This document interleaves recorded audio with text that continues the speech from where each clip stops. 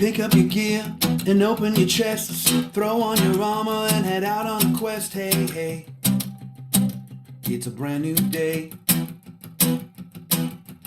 On the Sword Coast, your allies will help with blades and bows and magic as well. Hey, hey, heroes on their way. Fighting forever against overwhelming odds. Fighting together in favor of multiple gods. Idle champions of the forgotten realms. Idle champions, adventure never ends. Idle champions, did you want them? Idle champions, you will say it again. Idle champions.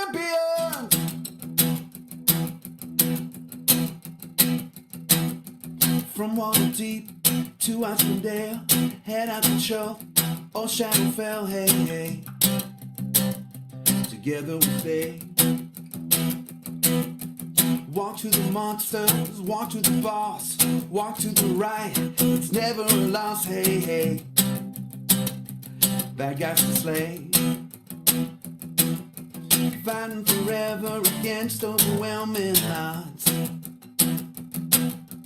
Fighting together in favor of multiple gods. Idle champions of the forgotten realms. Idle champions, adventure never ends. Idle champions, did you want to dance? Idle champions, you will say it again. Idle champions.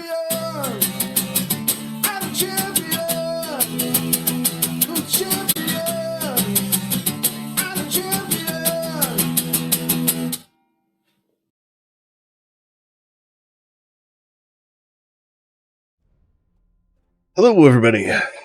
I'm like, is my beard okay? I mean, it's gonna have to be, right? Welcome. It is time. Well, at least here in the U.S. for most of us, for the Saturday morning squad, right? Wait, no, that's the champion spotlight. It's Saturday, which means it's time for Gaarawarr's Guide, the tutorial show. Today's tutorial topic is going to be emergence events. I know the last a few times recently this year, because it's still January. Normally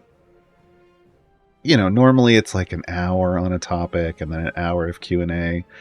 And a couple times recently, it's been like an hour and a half on the topic. Today's probably going to be the opposite side. Emergence events, there's not a ton to talk about emergence events, but it's good to just get a refresher out there for people. And there are people who are new to the game who are going to be like, what's going on with this thing? What do I do? Today's the day we're going to talk about emergence events. But throw your questions in chat because Gabe is here to grab all your questions. Gabe's in the production booth. Put question : in front of your question, like it says way down below on the screen. And that way, I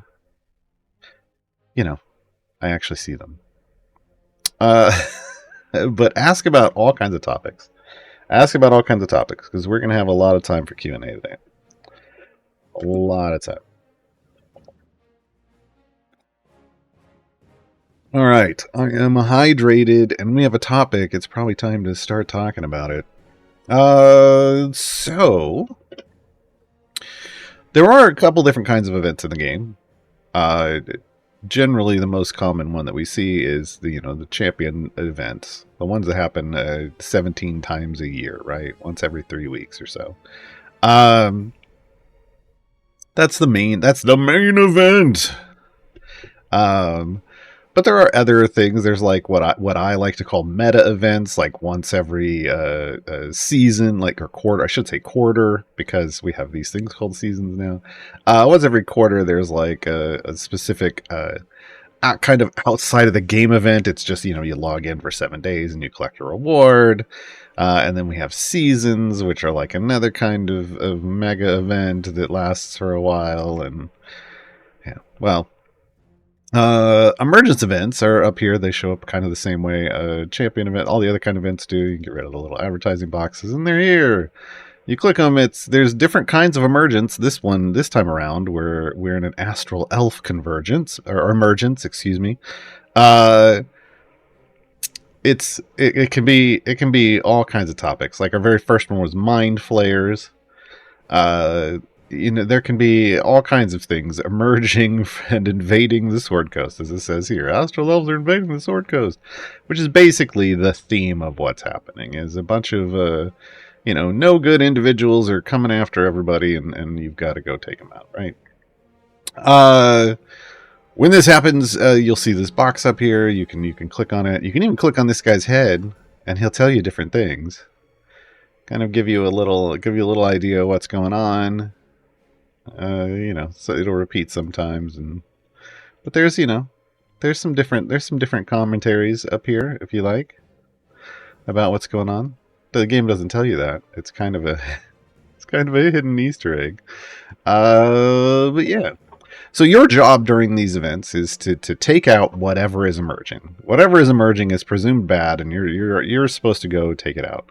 How do you do that? Basically, you just need to hop into a free play. I'm in one right now. In fact, if we can maybe get rid of things, we'll see some Astral Elves emerge. Really? You're not gonna. There's one. I swear. Can I kill? Nope, I killed it instead. Like, can I kill the fairy instead of the elf? Let's get another one out here so you can see what they look like. There's one.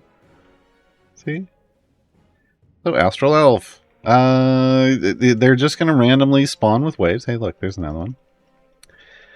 In free plays, specifically in free plays. And when you do kill one, they drop. You kind of see it. I'm kind of accidentally collecting it automatically, a little too quick. They're going to drop the tokens for these events, which are these little corrupted gems. Those are corrupted gems, folks. That's what they're going to drop. I'm just going to get this back in here. And it's just any free play. So as long as the emergence events last 9 days. As long as you're doing a little bit of free play every day, you're going to run into some. And there are daily quests. So as you can see, daily quest. It's the same thing every time. Defeat 100 Astral Elves. It's real straightforward. These are kind of the best little kind of mini events in the game, because it's not like you got to go out of your way. Not really out of your way to do something. I understand if you're newer, you might be doing new adventures and variants like all the time, and you're like, I'm not doing free plays. Well, maybe you should be doing a little bit of free play action every day. Maybe you just hop in a little bit of Mad Wizard Gem Farm, kind of like I'm doing right now. Or if you got a season grind group, which is actually what I'm doing right now. This is my season group in the background. You're going to get them. And as you'll see, their pickup, there's going to be a total over here. You're tallying everything you've earned, and it can be even including what you've gotten from daily quests. Daily quests are the big deal. At least if you're grabbing 100 of them a day, you're getting 3,500 corrupted gems every time. Otherwise, you're just getting a few dropping off of every kill. Now down here, it's going to track what you've gotten. Like I've done 3 days so far, so that means I've gotten 10,500 from quests. And the 3,500 times 9 is whatever that works out to be is going to be the maximum. I think it's the same amount over here. But then there's from drops. They're going to tell you, it's because it's time based. Every certain amount of time, it's going to drop another You basically tick up what your maximum is over time. So by the time this ends, the most you will be able to earn is 31,500 from drops. So I'm a little behind here. I'm about 2,000 drops behind. So sitting in a free play for a bit is going to help. It would actually probably help if I just sat on a single level, honestly. And just forced like one of these spawner levels in Mad Wizard and just forced gems out of things. Give me all your gems. Yeah, basically. But you don't have to necessarily catch up every day. It is kind of a good practice to keep yourself, as close to max as possible. You could technically just do your 100 a day and get here to day 9 and then just heavily farm free plays on day 9. But you do need to do some free plays every day. And it's good to grab some gems from a gem farm every day. That's what you use to buy chests or familiars. But buy chests, open chests, get bounty contracts, and gear up your champions in an event, right? So that's pretty much it. Again, straightforward on how you earn the currency for these events. Again, we're 9 days. It's going to give you a timer down here at the bottom. They give you all the information you need. There's even a FAQ if you want to get everything in a real straightforward manner. And then once you earn all these gems, you spend them in the shop. Now the shop is here all the time. The shop, you may have seen it, is the Thean Enclave. The Thean Enclave. They're here all the time. You can't click on this guy's face here. It's the same thing every time. So this guy's going to trade you stuff for those corrupted gems. Which makes me think maybe he's a red wizard of Thay and he's collecting corrupted. Oh no. Hidden cannon? I don't know. So they're going to offer a variety of things here. As you see, obviously, look, just about every system in a free-to-play game is going to have some form of monetization. This isn't them being jerks. This is them just literally trying to keep the lights on and also offer ways to people who have lots of disposable income and want to throw it at the game to do so. All right.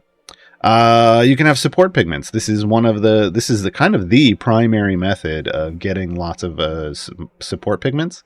Remember, Nolzur's marvelous pigments are in the game. There's a support pigment, a DPS, a tank, and a healing. We've seen everything except the healing. The support pigments are the number one available pigment because, well, support tag is on the most number of champions, right? So they're constantly giving you ways to get these via these events and their rewards and seasons at times. So lots of support pigments. That is the one they've said is basically what's always going to show up in the Thean Enclave as far as they're concerned. That might change in the future. Who knows? But for now, it's always been support pigments. And these are basically when you put them on an epic piece of equipment on someone with the support tag, it's a triple damage boost to all champions. All champion damage. So whoever has this, when they're in your formation, they're adding an additional triple damage multiplier. And you can have one on each piece of gear, and each one is its own multiplier, and they stack multiplicatively, right? So if you have 6 pigments across one on each piece of gear on a support champion, that's triple damage to the 6th power, which is what would that show on? I don't do math in my head on stream. That's a bad idea. 729 times the damage. Is that right? Did I do that right, folks? See, this is why I don't do math on stream. But it should be triple damage to the 6. Yeah. I think 729 times the damage. Yeah. That's a lot. That's a lot of damage. And then you can have, at some point, hopefully, all 10 champions in your formation will have that too, and then that number gets ridiculous, right? Now, it's going to take a while. They only make 10 support pigments available every Emergence event. You cannot get all 10 from from the corrupted gems that drop. That's if you want to get all 10, yeah, you'd have to throw money. So just know that, you're going to get a limited number of these, or you can buy other stuff here, right? You have to decide. 4E28 was 60? Wow. See, that's just ridiculous. Hold on. This is why... that isn't... That's... I did the wrong number. It was funny, though. Okay. I just try to stick away. I try to stay away from the math. on streams. Anyway, the other things you're going to see is golden epics. Now, golden epics are normally, for the most part, golden epics are only available for cash in this game. So what they're doing is they're giving you the chance to pick up something that would normally only be available cash, buy an in-game currency, which is nice. You know, the only other golden epics usually that we see in game are like ones for the ones in the Patron shop, and those are only for evergreens. So these are event champion golden epics. And you're always going to have to check to see, like, is this a good golden epic or not? Like, is this something that's worth 20,000 tokens? That's 3 support pigments, basically, if you want to think about it this way. It's a lot. That's a lot. But it might be worth it. It might be worth it. And that's kind of a you decision. The way this kind of works, and we'll talk, if people have questions about, specifically about, well, what's worth it this time around, you can ask in chat with question colon for your question. We have plenty of time for those conversations today. But it really is the Thean Enclave. People ask me all the time, what should I get out of there? And I'm like, really, whatever you want. I'm not going to be mad. Well, I'm kind of. There's one thing I will be mad at, and that's if you buy like just regular chests down here. No, God, don't do it. But everything else is like, yeah, all right, I get it. Because this is definitely a long-term accrual, these marvelous support pigments. And at some point, there will be people who have support pigments on every one of the items on all of their support champions. And then it's fair game to get whatever you want because you don't need them anymore, right? So the other thing you're going to see along with Golden Epics is skins. So this time around, because it's an Astral Elf Emergence, we have Spelljammer-themed skins. As you can see, there's Miria and Strix here. But the theme is going to change every time it's a different kind of emergence. The theme is going to change. So these are about 10,000. Now again, skins are just aesthetically pleasing. They don't offer any damage bonuses in and of themselves. So you know that's not a thing you got to worry about. And then we also have feats. So there are usually feats. That's what these cards with the green backs are. If you were not aware of that, whenever you're opening chests and a card with a green back appears like this, it's a feat. It's a feat. Feats, you know, again, it's kind of like, they might be amazing. They might just be okay. You've got to make your own value-based decision on that. But, you know, some are better than others.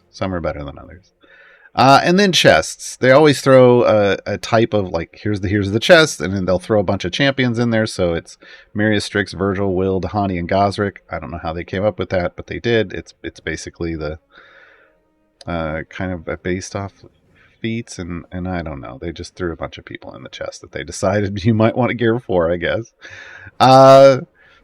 The glitch emergence chest. This is one thing we need to talk about. There's going to be whatever the last rewards from the last emergence event will show up in the shop, and they're the ones that have these ticking timers that say limited time only. This means this is your last chance to buy these kind of items. Doesn't mean you should necessarily. It just means it's your last chance.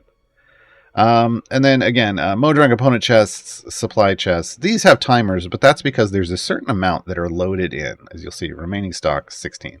So there's like 8 expiring because that's just the way they do it. They do that up here with the support pigments too. So if you don't buy all of them, they stay in the shop and then they'll expire eventually. They don't just fill up forever. So what happens when they drop out of the shop? That's the things you're always going to see. You're always going to see these types of things in the shop, or at least that's what we've seen so far. This has been consistently what they have delivered in the Thean Enclave so far. So what happens when this timer runs out?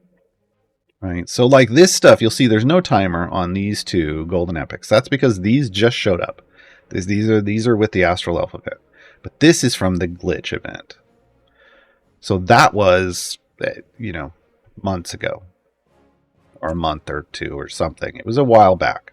So what happens is when the next event rolls around, they'll be around for that time, but once that event ends, they're gone from the shop because this shop is here all the time. So even if you don't spend all your gems during the event, that's fine, because you're still going to be able to spend them at any time through the next event, through the end of the next event on whatever came out. So this is a very forgiving system in that way, and I like it, and I kind of wish at regular events kind of had this with regular event tokens too, right? But they don't. What happens when these finally retire? Or when they're pushed out of this shop, golden epics will go into the wild offer pool. That's the only place you'll be able to get them, and that wild offer pool is cash, but it is completely random, right? You've seen it. They pop up here, and it's a wild offer, and it's a limited time, and the prices are, there's prices. Skins, same thing. Same things. The skins will go into the wild offer pool. These will become cash purchases. So both the golden epics and the skins will end up in the wild offer, the cash shop, effectively. You just can't buy them at any point in time. You'll have to wait for them to rotate through the system. Okay. Feats will end up available for gems. Feats will end up available for gems in the normal feat section of every champion page. They will go there. Again, it's going to take a while. It's going to take months for them to translate from here to there. And what'll happen if we go over here? Let's pull up. Wait, we're in that one, right? They'll look like this. So it says Beguiling Hex. And there's nothing here. There's no way to purchase it. It doesn't say where it comes from at all. Emergence event. Or season. It depends. This could be a cue that it was a season feat or an emergence feat. But right now, I believe this one's in the emergence event. Let's go. Let me double check. Yeah. Oh, wait. No, that one says 2. Was that say 2 or 4? Oh, let's say 4. Oh, because I already got that one for some reason. Never mind. So this one was a season. But you'll see feats like this sometimes, and it means they were in a limited availability thing. Eventually, they will show up for gems. I swear to you, they will. All right. So one of the things that I like to treat this as is this is like preview for feats for me, because eventually, like, this is a lot of corrupted gems. That's more than one. This is like 1.5 support pigments. I'd rather have the support pigment, and I'd just rather get these for feats later, or for gems later, because I have lots of gems, as you can see. Gem farming for the win. So it really is kind of pick what you're looking for. I can tell you I'm saving up because I'm going to be getting at least one. I'm probably going to be getting a couple golden epics this time. But you really kind of do have to use your own judgment about what you're going to be doing. Again, like I said, at some point, if you ever have support pigments on every item on every support champion in the game, there's going to be a vastly different value statement here, right? Like, these are not going to be valuable at all.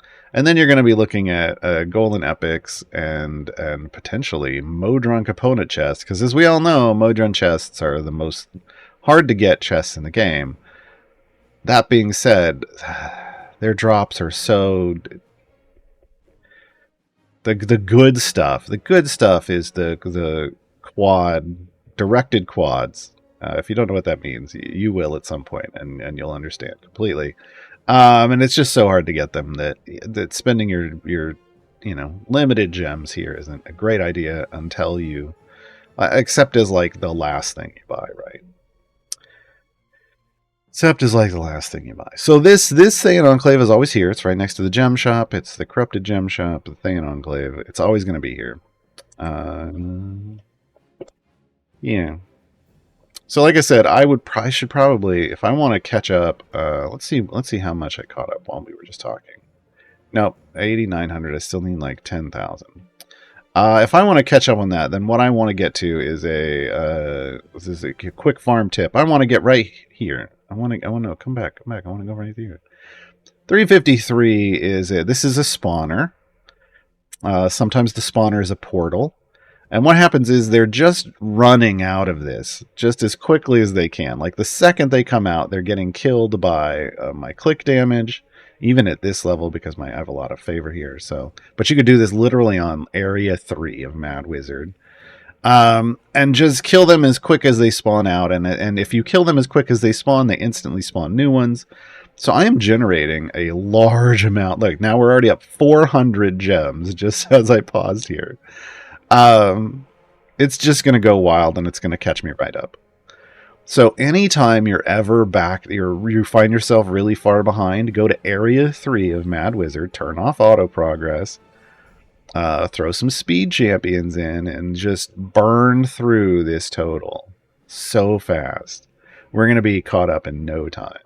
This is way faster than trying to, usually I like to just kind of passively accrue them while I'm gem farming, because 2 for the price of 1, like green gem farming. But if I'm really far behind, this is the way to go. Just super speed it, catch up, and then go about your day, right? And this is a great way if you don't want to do lots of free plays every day. Load into area 3 of Mad Wizard with a speed team and get your 100 kills super fast each day. Top yourself off. Go back to doing adventures and variants. So emergence events do not, what I'm trying to emphasize here is emergence events do not require a lot of your time. They don't have to be farmed the way other things might have to be farmed. Yeah, I'm sitting here for a little bit. But look, we flew through like 2,000, almost 1,500, 2,000 gems in just a couple minutes. You can do this very quickly. You can get caught up. And once it gets caught up to this number, they're going to stop dropping. And that means I can go back to doing whatever I want, and they will start passively accruing again. But I'll stay topped off. Are we almost there? We're almost there. Now it's slowing down because I'm getting close to the number. When you're really far behind, it will just dump lots of them on you to catch you up quickly. And there we go. I'm done. Okay, now I can go back to normal.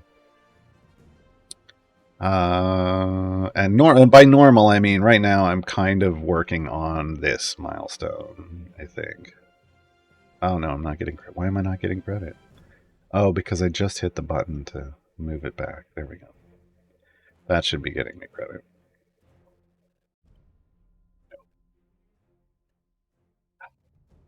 Why is that not? Oh, I have this over here. Now I'm confused. But oh, she's not a half elf. That's what's going on. Whittles a damp your gnome. Okay, never mind. Never mind. So we need to do this. And then it'll start getting... There we go. There we go. Okay. So now I can go back to just passively. It's going to drop whenever the time ticks. It's kind of like event tokens in an event. Whenever the time ticks that it's time for another one to drop, it will. And since I'm in a free play working on season stuff anyway, it's going to do its thing. All right, so that's emergence events in a nutshell. Look at that. It only took a half an hour to get through that, along with the intro. I told you this is going to be the other side of the coin, where we have an hour and a half long tutorial parts. Today it's a half-hour tutorial part. And we got a lot of questions already, which is great. We're looking at 18 questions in the queue. A couple more just came in, so definitely throw your questions in chat on any topic. It can be Astral Elves. We can get deeper into Astral Elves. Emergence, Astral Elf Emergence. We could talk about anything else. Throw it in the chat with the question colon like you see down below. We're going to take our break already. We don't have any songs about Astral Elves, but we do have songs about elves. So here's an elf song. This is Alindra's song, The Lore Keeper's Legacy.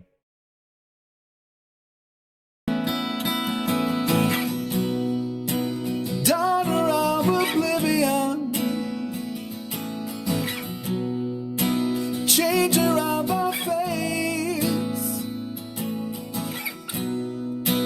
past and future intertwined.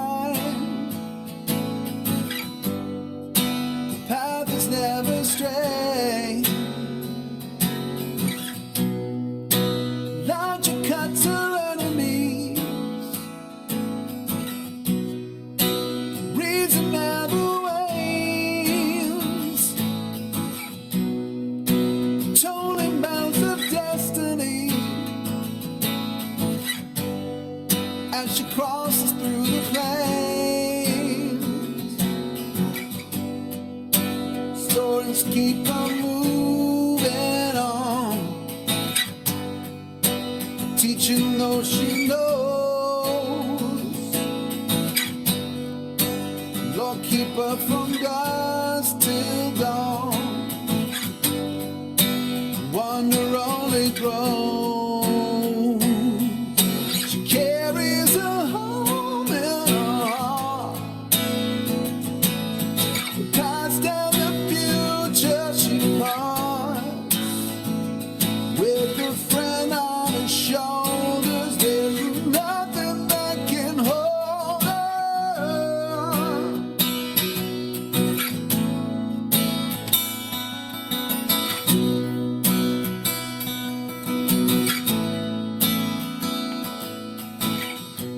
The weave of time is wayward. She can find the thread, telling one of countless futures. The rest will go unsaid. Oh, forcing through the scrolls of time. If you can read the vellum, only she can guide a friend,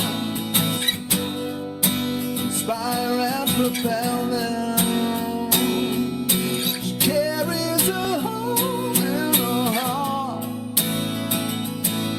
the past and the future she fronts with her friends on her shoulders. There is nothing that can hold her. Carries her home in her heart, the past and the future she fronts with her friends on her shoulders. There is nothing that can hold her.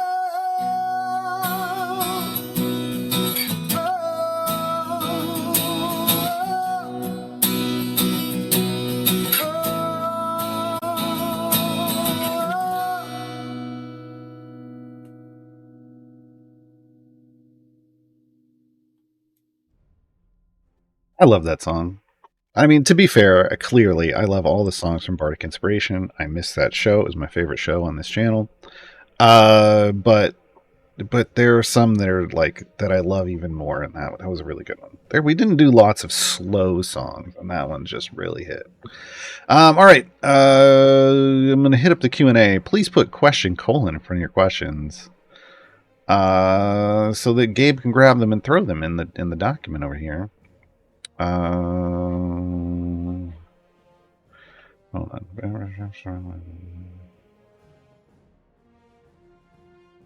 There's okay. Let's see.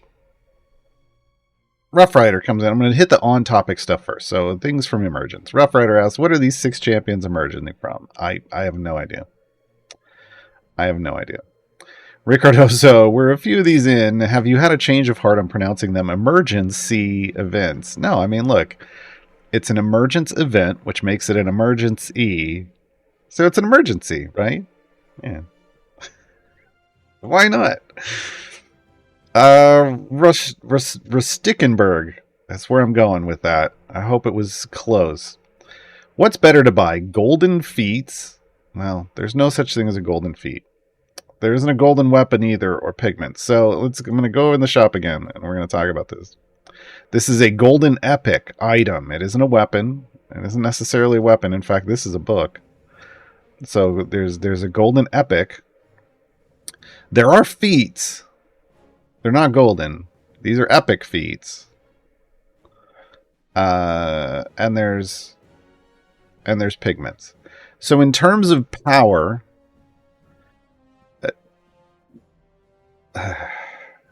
again, there's the things are going to vary. The things are going to vary, but generally speaking, the biggest modifier number you're going to get is 3x damage, and that's what a pigment gives you, a support pigment gives you. However, there are times when that's not.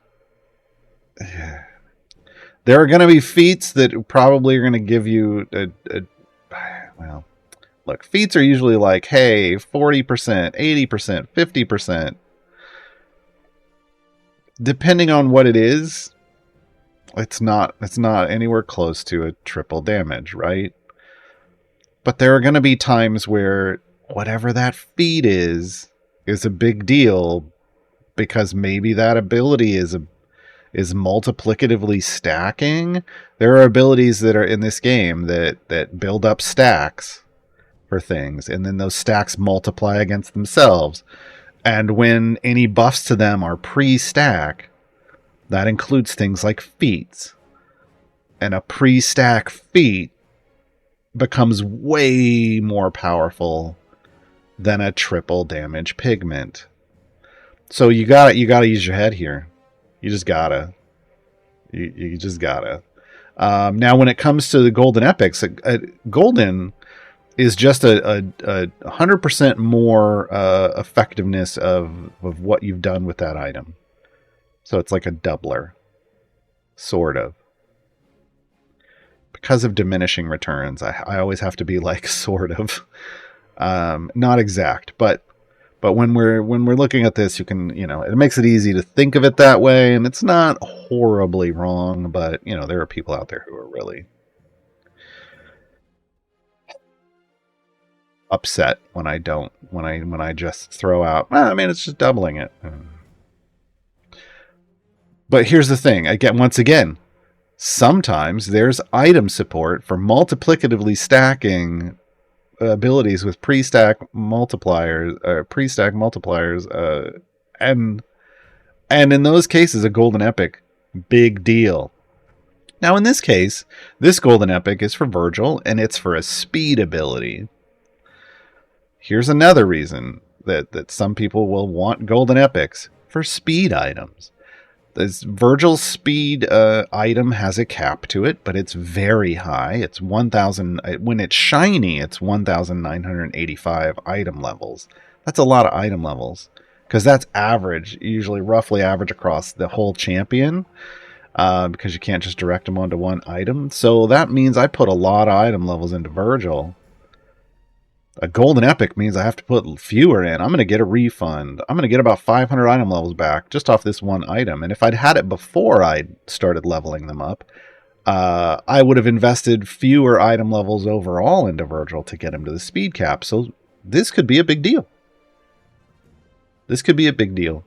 Especially if you just got Virgil and he doesn't have an epic yet. Ding, ding, ding, ding, ding. Big deal. Okay. Now Karlach just came to the game, and as we all know, Karlach is Bae. So Karlach has a health item. Karlach's a tank. What's a good item on a tank? Health. Okay. This one's a little more on the fence about whether you might want to select it or not, but this is tipped over into the hell yes for Hell Dusk Armor category for me. Because A, Karlach is Bae. B, Karlach's going to become my primary DPS once they fix Bud's buggy. And C, her multiplicatively stacking ability is her health share. So ramping her health through the roof with a golden epic and a bunch of item levels is going to make my whole party super beefy. And I like that. I like that idea. So I'm actually not going to be getting a lot of pigments this time. I'm actually going to be picking up a pair of golden epics this time around. Doesn't mean everybody should. Just means I'm going to. And then there's some feats down here. This one's for Fury of Avernus. This is a big deal ability, but it is, 80% is smaller than... these other numbers. Soul Cage, 80%. These could be big deals. This, not really.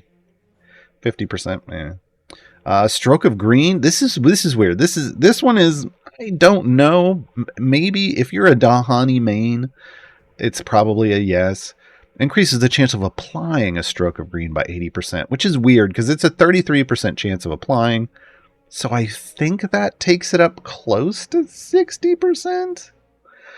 I don't really understand what they were doing here. It's definitely not an additive bonus, which I think would have been cleaner. Yeah. And the Stroke of Green on enemies is the good one, because that's the one that makes them pulse out AoE damage. as she hits them. So you never know. Wardens is neat. Increase the number of accursed specters by 2. That's actually kind of a big deal if you're a big warden person. Raising the number of accursed specters pays off. It actually does pay off. Here's some hex stacks. That's also a neat thing. So wardens were neat, but I treated them just as I'm going to pick them up at some point in the future. I'm not going to go all in for these. This was like Sentry's glitch feat. I did pick up the skin for that, but I didn't pick up. And this was Hitch's glitch feat. Technically I have those because I did a tutorial show for them, so Sean unlocked them for me. But I wouldn't have bought them right away. I would have waited. So in case you were wondering my decisions for that, there you go. But really it is about kind of figuring out what's important to you and how you play the game. There aren't necessarily, with emergence events, there aren't necessarily super hard fast rules. Let's see, is there anything more here? Klarna is a better investment of corrupted gem to get feats or pigments. Again, it depends, but generally speaking, pigments. Now, again, as we just went over, like the pigments you'll get eventually. I mean, the feats you'll get eventually, but the pigments not so much. That's why usually I treat feats like just a preview, and 3 to 6 months down the line I'll be able to get them from gems. Unless it's a major deal. Any more on emergence events? We'll go back. I know there's other questions in here. Mr. Ballon 42, do you think Carlox G is worth the price if you already have it shiny? Yes. Because I too already have it shiny, and I'm still gonna get it. This is kind of on topic. Rustickenberg, what's the difference between shiny and golden? So shiny and golden in general, when we're talking about shiny and golden, we're talking about gilding. That's kind of what we refer to it as. It's gilding. Okay, hold on. I mean, there's some questions that I saw in here, and I would like them in my tracker. Give me one moment, folks.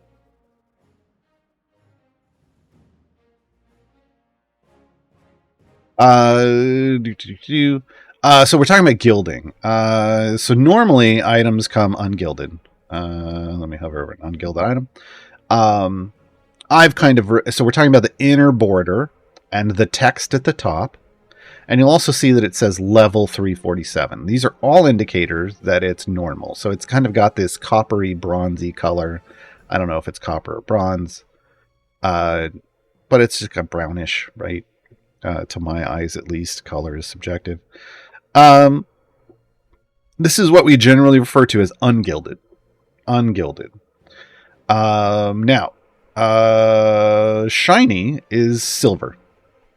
So it's a silver guild. So now the inner border is silver. The text at the top, Ring of Promises, is in silver. And it actually says shiny level 302. These are 3 different indicators. Well, technically it's 2 different indicators. The color and then the text that says shiny. To let you know something's changed about this item.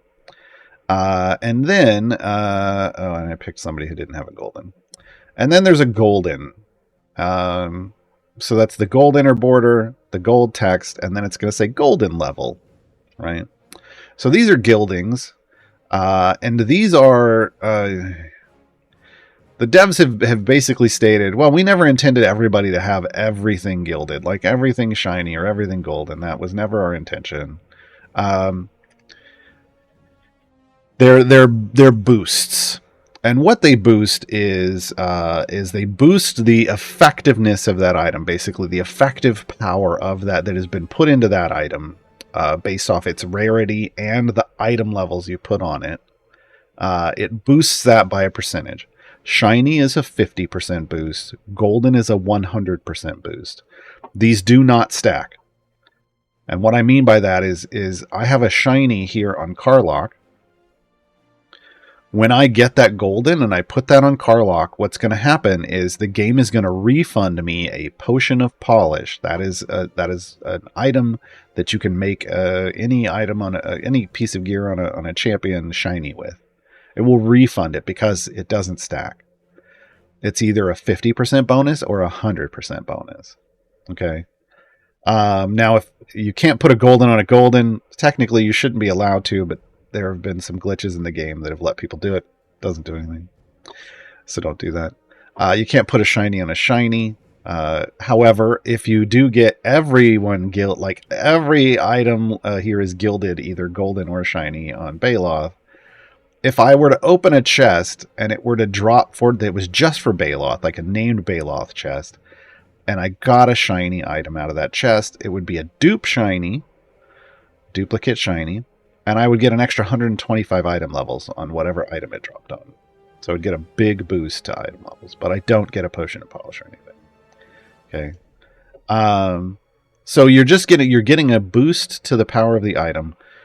Part of it is base, like the base part of it is what is the rarity of your item. It's going to boost the power coming off of that item. And you'll see the rarity is basically goes up, or like if I'm looking at if we come over here, wrong button, Garland. If we come over here and I look at this chipped axe, well, these are gold, silver, shiny. So this says 37.5% is the ability boost, right? Technically, that should be 25%, but because it's shiny, it gets an extra 50%. This is why I say these are flat numbers to a degree. When it comes to rarity, it's just the straight up doubling. So this is normally 230% all champs damage, but because I have a golden, it's 460. Now where the comes in is as you dump item levels onto this, the effective item levels have a diminishing return effect to a certain degree. Like they're always going to boost it a certain percent, but how much that matters to you drops over time. So if I have 1,000 item levels on this, I have like the kind of the comparative sort of comparison of 2,000 item levels. Not quite because of diminishing returns, but that's what we're talking about. That's why you don't necessarily have to have shiny and golden on things. You can just put more item levels on them, and you're going to get to the same effectiveness. That's why the devs are like, you don't need shinies and goldens. We offer them. You can throw them on there, but you don't need them because you could still get it from just getting more item levels on your items. You can still get that same amount of power. Okay. I'm going to go back and I'm going to hit up all the other questions. We got a bunch of them. Good. Bellswin, I'm going to hold on to I know yours was the first question in. I'm going to hold on to that because I want to talk about that. But let me do some of these others first. Lord Javax, what's your favorite new DPS team added? DPS team added recently? I don't know what you mean by team. My favorite new DPS is Karlach. Because Karlach is Bay. Karlach is my primary DPS now. It used to be Narak. And then they nerfed Narak, and they literally took the DPS tag away from Narak. So I went through recently and took all of his legendaries off of him. So he has legendaries, but they're all level 1 now. I had 5 level 10s and a level 9. They're now all on Karlach. Where they belong. So I'm gonna be a Karlach main once they fix the bugs in the game.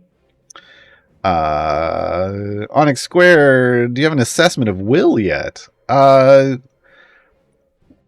Will, if you can't match up Folk Hero, Will's just kind of okay. He's solid. And if you don't have him in an absolute adversaries formation, he's okay. He has a use, and you can throw him and stuff and do stuff. Absolute adversaries, he's much better. The absolute adversaries together as a group are pretty strong. They're really strong. Everybody except Karlach has a multiplicatively stacking ability with pre-stack item modifiers that is on a damage boost. So together they're a beefy team. I can't wait to see the last member or members come to the game. We've only heard of one. We're hoping there's 2 more. Yeah.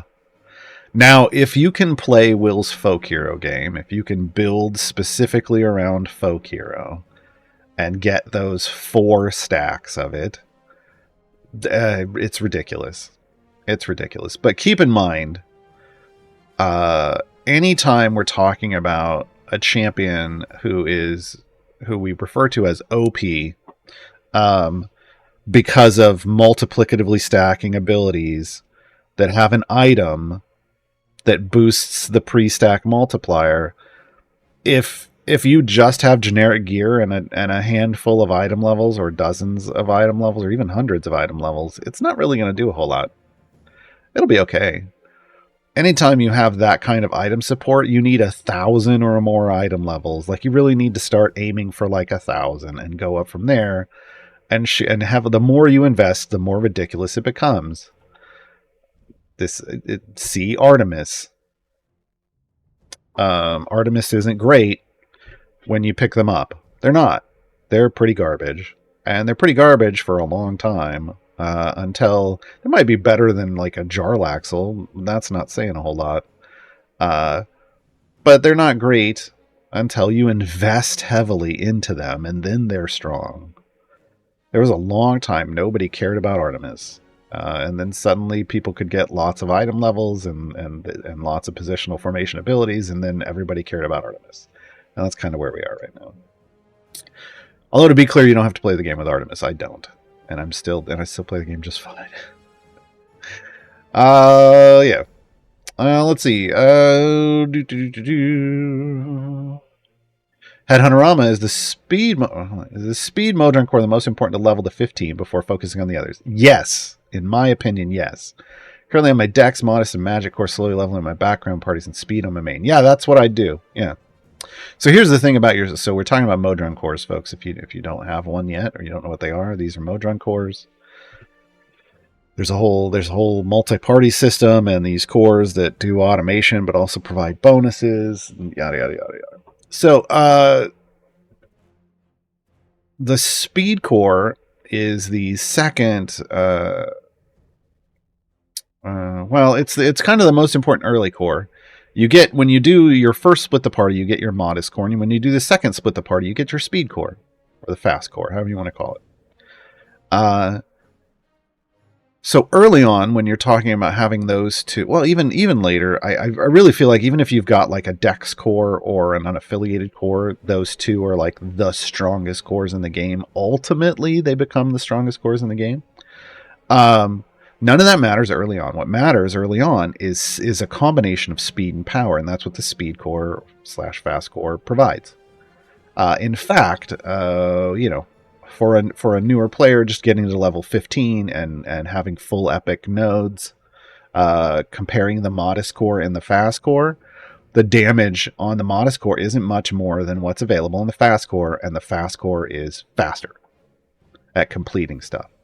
So early on, your fast core, that's the one with the winged eyebrows, the feathered. This one now has winged eyebrows, so I guess this is the white eyebrows. I have to change my description. The white eyebrows one, it's the best investment for your time. It needs to be in your active party, because their active party is what levels up a Modron core the fastest. So it needs to be the one that you target first, because you need to get those speed abilities unlocked, and you need to you want to be just racing through every adventure, because the faster you complete things, the more gems you earn. The more gems you earn, the more chests you can buy. The more chests you can buy, the more power you get on your account. That's how this game works. So yeah. Fast core is the most important one. And to the point where now I used to be like, yeah, do all the split the parties. And now I'm like, meh. Like, do split the party 1, do split the party 2. And then if you don't want to rush towards unlocking split the party 3, I'm okay with that. I mean, you still want to unlock it at some point. It gives you the magic core, and I'm not a big fan of the magic core. But it's another core for automation in the background, and that's cool. But yeah, so early game, fast core. 100% fast core. In fact, most of the time, if you watch me doing stuff on stream, most of the time, even pushing deep and doing variants, most of the time I got my fast core in. Most of the time I got my fast core in, and I'm doing stuff instead of switching to a strong, like a more powerful pushing, what we call pushing cores, that have bigger buffs. I only break those out if I really need it.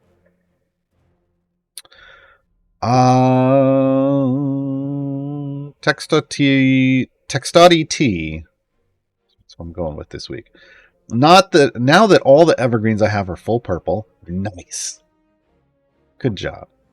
I'm assuming that means core too. Should I keep buying gold chests for feats? Yes. Or go back to silver for shinies? No. I know there's a portion of this. There is a portion of this community that will argue, yeah, you want to just get shiny. You want to go to silvers and just get shinies and item. No. I'll tell you why here in a second. Or save gems to buy specific feats. I really am. I highly 100% recommend just buying gold chests.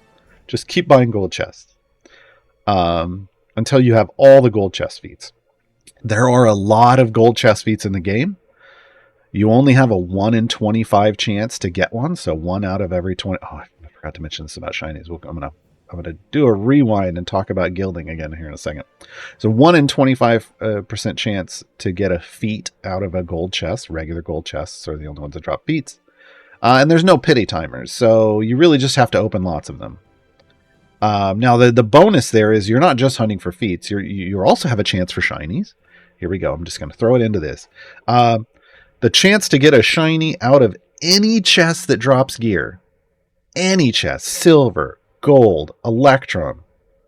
These are all chests that drop gear. Not supply chests, not Modron chests, not Bahamut chests, but silver, gold, electrum. Whether they're named, whether they're party chests, whatever. 1 in 1,000 chance. No pity timer. No pity timer. So, you're still working towards shinies by buying golds. Now, it is you can't buy as many golds as you could buy shinies, but that's not the point. I still recommend buying the golds because you're going to be getting those chance at those feats, but you're also going to be getting 2 incredibly important things. You're going to be getting lots of bounty contracts and lots of blacksmithing contracts. Now, I know you can get blacksmithing contracts out of silvers too, but the bounty contracts, you need lots of them because those are currently what gives you, well, I mean, as far as we know, in the foreseeable future, what gives you extra event tokens during an event, and extra event tokens mean more gear for the new champions you're picking up.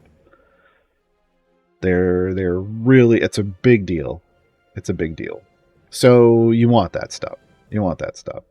Now, at some point when you have all the feats out of all the gold chests, you have all the gold chest feats. If you want to go then to silvers, you can. But here's what I found when I was leveling up my account is by the time I had gotten all the gold chest feats, I had been full shiny for like a couple months. It didn't matter. I was making progress on all those feats and getting shinies across all of my core and evergreen champions at the same time. And that's because as you play the game, you're looting silver chests. You loot lots of them. I've got thousands compared to the gold. So I buy golds and I just open looted shinies because you're going to get so many. So this is a chance at 3 shinies right here. And then I'm going to buy a bunch of golds and there'll be a chance at a shiny out of that too. And it's totally great. Totally great. So I recommend buying the gold chests. Where I'm going with that. Now, quick rewind. Gilding. Again, there's ways to get gilding in game, but shinies, the natural, we call them natural shinies. That's 1 in 1,000 chests out of any chest. And it's only going to be a chance at a shiny for whatever champion's gear drops out of that chest. So if you're trying to shiny champions, you can do the long route for luck. Now there are places where you can get some gilding. Again, there's the Patron shop. Here's a potion of polish, and then here's some natural goldens. Like this is a golden, and this is a golden. In you can get them in the rewards sometimes. There's a potion of polish in here somewhere. I swear. Yep, there it is. It's in the paid track. But here's the thing: is that's usually where most gilding comes from. Is if you look at these, you'll see like, hey, that's a potion of polish. It's $10. The rule of thumb for the cash shop is for every $10 you spend, you get a shiny. Now that shiny shows up over here for Gromma as a guaranteed shiny coming out of opening these chests. Okay, so these are the ways you can shiny champions. Now this one's $20, so guess what? Now you get 2 guaranteed shinies out of these chests. Right? So for every $10 you're spending, you're guaranteed a shiny. Now, there are also goldens that will pop up. Let's go to over here. So, whenever they have like these, you have a brand new champion, or this is, if you've never bought a group of chests for a champion before like this, the sweetener to buy them, they call these sweeteners, is a golden. Once you buy it, it's gone, and you won't have a sweetener for chests anymore. It'll just be these boosts for things. But that's how you get goldens as well. You don't really get goldens any other way. Occasionally you'll get golden potions as rewards for things, but they don't drop. Goldens don't drop naturally. That's not a thing. So, all right.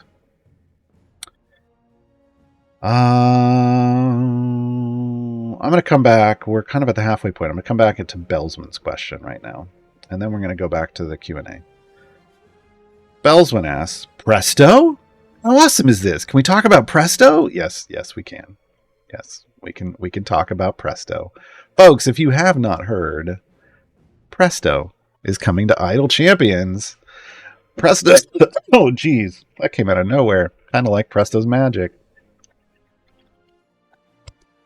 Presto comes to the game from the Saturday morning cartoons.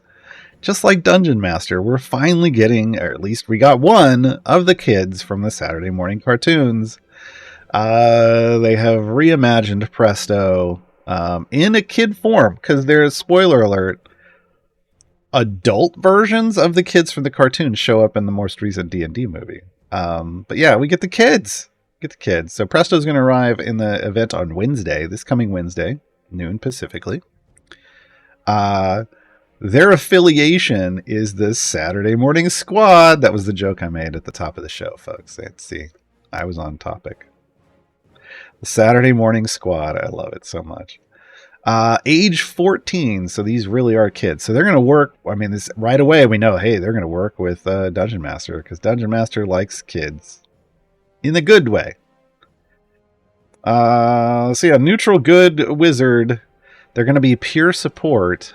We know that right away they'll be eligible for Strahd. So who's missing? Vajra. Well, with a +2 feat, you could potentially get them into Vajra at some point. And I don't know, with some feats, maybe Zerial. They're going to be a slot 2 champion. All right. Let's go down and let's talk about now. Remember, we don't really know how good they're going to be yet, because how good a champion is really comes down to their to how many upgrades they get and the modifiers on those upgrades once they're in the game. What we can tell from this is kind of how their kit is going to function. So, what kind of multi-purpose tool are they? What are they going to do for our formations, potentially? So, basic attack is Presto's hat. Presto takes his hat off, pulls out a random projectile, and throws it at the nearest enemy, dealing 1 hit. Those random projectiles are a birthday cake with 1 lit candle, a skateboard, or a rotary phone. Hilarious. Hesitant Helper is the first formation ability. I just call all the champions tools, Bellsman. To be fair, Hesitant Helper. Presto increases the damage of champions in the 2 columns in front of him by 100%. So this is very much like kind of a 2-column version of, say, if you're a newer champion, Calliope. Calliope buffs the column in front of her. Presto is going to buff 2 columns in front. So both the 2 columns in front. How to many spells. Presto's attacks cause monsters hit by them to take extra 100% at base extra damage for 15 seconds. This is a debuff. This stacks multiplicatively up to 5 times. What you're going to see this get stacked on usually is going to be the boss, right? So Presto's going to give you a multiplicatively stacking debuff on bosses. Potentially on other things, but it's much more random since it's a single target attack. It's much more random to do it on a stack of enemies. But if the boss is the only thing left, you're gonna do that, right? So the birthday cake is going to slow enemies by 50%. The skateboard is going to knock them back, and the rotary phone will stun them for 2.5 seconds. Those are bonus effects. The ultimate we're going to talk about because one of their abilities is ultimate hat trick. The ultimate is called Hatful of Havoc. Presto takes his hat off, holds it out in front of him, firing an assortment of objects at his enemies. Now, once you get ultimate hat trick, there's a random effect that happens when you use it as well. Snowballs, fireworks, or tornado. Let's go down here. For snowballs, they hit all enemies, dealing one ultimate hit, which means one burst of base damage to every monster, slowing them by 50% for 10 seconds. So solid crowd control effect, and the weather changes to snow. This means they're going to be useful with Virgil. Virgil likes it when weather change effects happen. Okay, so they're a good combo with Virgil. Fireworks, they shoot out, they explode all over the battlefield. So once again, one ultimate hit to all monsters, and it stuns them for 5 seconds. So another crowd control effect. Crowd control effects like these are great with Lucius. Lucius actually increases his damage based off the number of active crowd control effects. So this changes the weather to fog, and then a tornado flies out, grows in size, hits all monsters, knocks them back a medium distance, and the weather changes to rain. So, really neat. Really neat. Now here's the ability that has everybody going, what? Component Scavenger. Component Scavenger. Presto can help scavenge up to 2,000 plus 20 per day Modron component pieces when killing bosses. While this cap is not reached, Presto has a 10% chance of scavenging one Modron component piece each time a boss is defeated. The cap increases by 20 every day. Modron component pieces... I want to be very clear here. I'm going to go over, I'm going to close this. I'm going to come over here. These are Modron component, down here, bottom left. These are Modron component pieces, not these. These are Modron pipes. These are Modron component pieces. Modron component pieces are used to upgrade pipes of lower rarities to higher rarities, and thus with higher powers. Okay? So this is a way they're generating Modron component pieces via Presto. Because normally the only way you generate a Modron component piece is to click this wrench and dismantle a piece, and you get a piece for that. Based off rarity, you're going to get different amounts. Right, there's 5. Right, I'm not going to do that. I don't care. Okay. That's what Presto is generating here, is Modron component pieces. So Presto is a champion who is going to help you upgrade your Modron pipes. Okay. I'm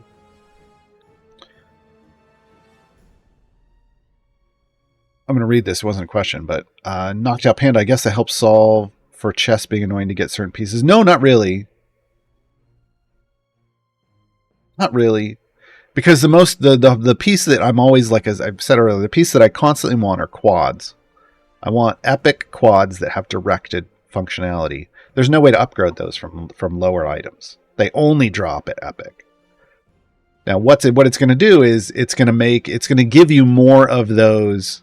Ultimately, build you up to more epic directed pieces, because you can take a green directed and upgrade it all the way to epic. It ends up at the same multiplier. You take blue and upgrade them. Yeah, I mean, those, you'll get lots of those, but those tend to be, you come by those a lot easier. Now you're going to have lots of those that are epic, though, instead of lower levels. And lots of, potentially, if you use Presto a lot, lots of component pieces to upgrade them with. Okay. No, Presto does not generate Modron pipes. He generates Modron component pieces for upgrading Modron pipes. Now, here's the thing I want to talk about, because people are like, what exactly does this mean? 2,000 plus 20 per day. What? So 2020? I got told about Presto a long time ago in a galaxy far, far away. And it's been months ago since I had a Presto conversation. It is my recollection and understanding that literally on day one, Wednesday, when Presto drops, you should be able to loot 2020. On Thursday afternoon, every 24 hours, that number goes up by 20. Every day past launch day, the cap should go up by 20. Not every day since you unlock Presto. It should be, and we'll find out, every day after launch day. So, the longer Presto's in the game, the higher the cap is. The higher the cap is. So Presto's just going to keep letting you, after what, 100 days, so just over 3 months, his cap will have doubled. And it's just going to keep going and going and going. Going off. I didn't even put that together, Lurking Rider. How dare you? I'm not even stating that on stream. All right, specializations now. Humble Heroes. This increases the damage of Hesitant Helper by 100% for each champion in the formation with a total ability score of 78 or less. This is a number they like to use now. Junior Juggernauts. Presto increases the damage bonus of Hesitant Helper by 100% for each champion in the formation with an age of 20 or less. Or Magical Mystery. Presto increases damage bonus of Hesitant Helper by 100% for each champion in the formation with a magic attack. So obviously this is about figuring out what your formation is made of. He either wants to be with, hopefully, the Saturday morning squad, I'm hoping, right? A bunch of other magic users, or people with low stats. Lower stats, right? This is literally going to be one of those where they should have that number down at the bottom of the specialization choice telling you how many apply, and you just pick the biggest one. In terms of itemization, we're going to have Damage All Champions. We're going to have Hesitant Helper. We're going to have Hat of Many Spells. Specializations will get boosted, and then Ultimate Attack and Ultimate Cooldown. Now, here's the thing. Hat of Many Spells is the one that stacks multiplicatively up to 5 times. So we are on alert. We need to know this is a multiplicatively stacking ability, and that's the good way. When Presto launches, we need to know, one of the things we're looking for is, does that stack number, are the bonuses to this 100% damage pre-stack multipliers? Does it boost pre-stack multipliers? If upgrades boost the pre-stack multiplier, including feats and item support, then Presto has a potentially OP ability, but it's only going to stack up to 5 times, which isn't outrageous. But still, with item support, even 5 is enough to make an incredibly strong champion. So potential here. Not saying it's going to happen. There's some potential. All right. So yep, Presto coming to the game. Belswin's follow-up question was, on Presto, how do you think Component Scavenger will work? Well, I think I just explained that. It was explained to me, and that was the question I had. I'm all like, what does the per day mean? And I think that's how it works, but who knows what have changed. Again, I found out about Presto months ago. Things might have changed since then. Headhunterama, who's more annoying, Presto or Eric in the cartoon? And how much do we love Uni? Well, I'm going to just say we love Uni. Uni's the greatest. I'm going to leave it at that. I'm going to leave it at that. Jurathonus, will you be running Presto all of the time to gather Modron component pieces? I'll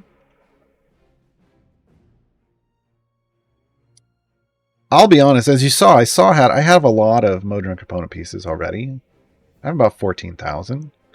Unless I need them, no. I am currently limited not by... my power isn't limited by Modron component pieces. My power is limited by the number of good quads. Like those cross... epic directed cross pieces. That's what I need. I tend to have at this point, I have a lot of I have a lot of epic pipes. Look at all these epic pipes. There's a lot. And what I need are these good quads.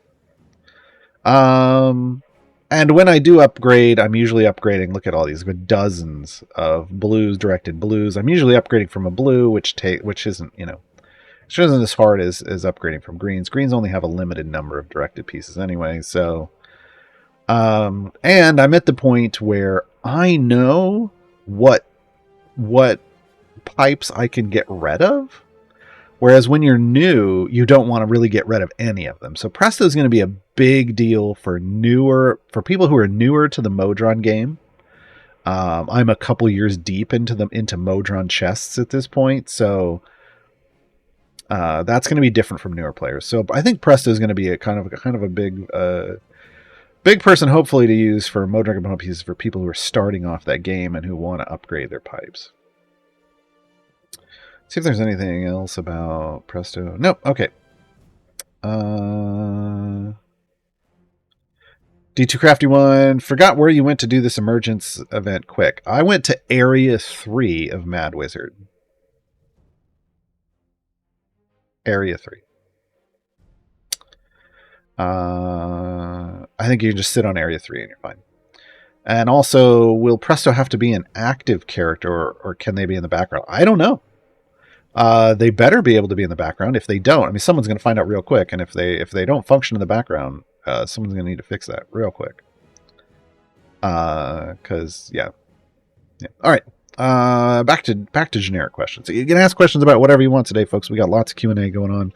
Please, though, put question : like it says down at the bottom. So Gabe will grab them for me. Gabe's working overtime today, trying to pick them all up. So. Headhunterama.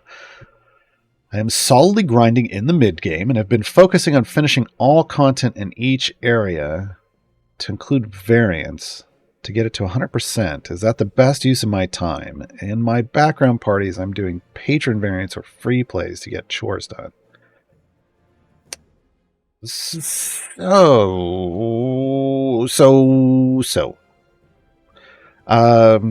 Everybody's going to kind of delineate early game, mid game, and end game differently. And that's the first thing I'm gonna talk about here, just because for me, like, early game is you haven't unlocked Trials and Mount Tiamat yet, and you're not like really trying to do lots of variants. You're really just trying to grab your evergreens. You're trying to grab, you're trying to work your way through stuff just to make sure that variants are available. It's just kind of, and you're just trying to get your split the party done and trials unlocked, right? And any patrons unlocked. To me, that's early game. And once you've unlocked trials, you're in the mid game. Mid game to me is you're selectively doing some patron stuff, but not grinding patron stuff. You're pushing through to just do the storylines of all of the harder campaigns, and you're starting to do, and you're trying to just get the evergreens. You're doing lots of trials. You're trying to level up your cores and get them full epic. Like, these are kind of your focus things. And yeah, you might start doing more variants, but maybe not necessarily just grinding them all out. Because you might not have the power for that just yet. Yeah, that's mid. And then end game is like, and you're working towards, kind of like what you said, where you are working towards trying to get all the normal variants done, because your patrons are going to want those. And then end game to me is all you're doing anymore is patron variants, because you did all the base stuff. And now you're trying to just really boost, like, just knock off all the patron variants while you're still doing trials. Yeah, that's kind of the current end game. So, is this the best use of your time? I mean, in the mid game, I think, again, do the story-based content for everywhere first, target those evergreens. Once you get the evergreens, start trying to work your way through the variants. Target certain variants first, the ones that you're going to target for your patron variants. I've got a guide coming out soon for that. I have a Patron 101 guide coming out soon. That's going to give you a list of what I think maybe are patron variants in each of the campaigns that you would want to do the base variants of first in the mid game, so you can knock those out. The thing is with background parties, I think people use background parties differently. I am very much, all I use my background parties for is getting my chores done each week. So I'm trying to earn my allowance from Daddy Mert, Mommy Vajra, Uncle Strahd. A Strange Dance Zariel I don't bother with because I have tons of currency for her. And we also don't have another background party. But I don't know what's going on over here, but it's still progressing and hasn't stopped. I throw just a minimum group of whatever is needed for those challenges back here. And if I didn't have lots of familiars, I would use minimal familiars back here as well. And I do my patron chores that way. And that's all I do. And then they just kind of passively soak up gems in the background. I don't use them to actually complete anything. I don't know. If I want to complete stuff, I just play them actively in my first party. But that's me. So if you like doing, if you've got a system where you're completing patron stuff and you're getting all your chores done each week, because that's the thing. I think you use them for your chores passively while you're doing other things with your active party. If you're getting all your chores done each week and then you're like, well, let's go knock out some variants. Or if your chores are getting done in the variants, because that is a thing that can happen if they're patron variants. Great. I mean, that is multiple progress at once. I'm not going to say no, but I just don't do that. So I can't say whether that's the best use of your time or not. It is more effective to try to get multiple things done at once. If you can handle that, if you can juggle those multiple parties that way, great. I can't. I don't. I just know myself. Franz going, I just unlocked my first patron. What should I prioritize in terms of upgrades and store items? Wow, this is like literally what I'm working on in my guide. This is literally what I'm working on my guide. All right. So I'm going to guess it was Mert. Because generally that's the first patron you unlock. But the rules are kind of the same regardless, for the most part. The first thing you want to do is earn enough influence by find one or two good patron variants. And by good, I mean a high completion area without a very difficult restriction. Get enough influence to buy your time gate piece each week. That's the biggest thing for a new player is you unlock your patron and you get your time gate piece every week. Because you'll get up to 4 a week and there's a blessing later that gives you a double drop. So that means you can start time gating a new champion every week once you get there. It's a big deal. So grab your time gate piece every week. Earn enough currency and an influence up front just to unlock the gate on this, and then enough currency every week to get your time gate piece. Everything else you're going to ignore until you get your first Modron core, and then you're going to need that influence grind to get down here to get a Modron component chest each week along with your time gate piece. Because this is the only way to consistently get Modron component chests. You only get 4 a week. Once you get 1 every time you level up your Modron core, but then your below Modron core gets a 15, and then you don't get any anymore, and then you're getting only 4 a week. The Modron component chest grind is real. It's like pipes take so long to get. I'm hoping they make it easier in the future because it's just it's rough. It's the one super long-term grind in this game. Like super long-term grind in this game that pays off. So that's it. Literally. I really think those, like at the beginning, boom, those two. Once you get to Baldur's Gate Descent into Avernus and you finish the storyline there, a number, like about a half a dozen solid variants that aren't that difficult open up. And you can get a bunch of influence and a bunch of currency.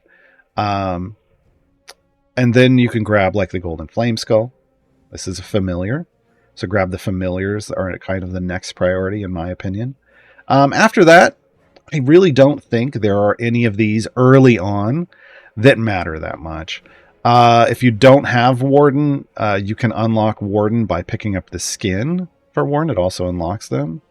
But that's kind of a Mert thing. Yeah, because the other one is Jamila.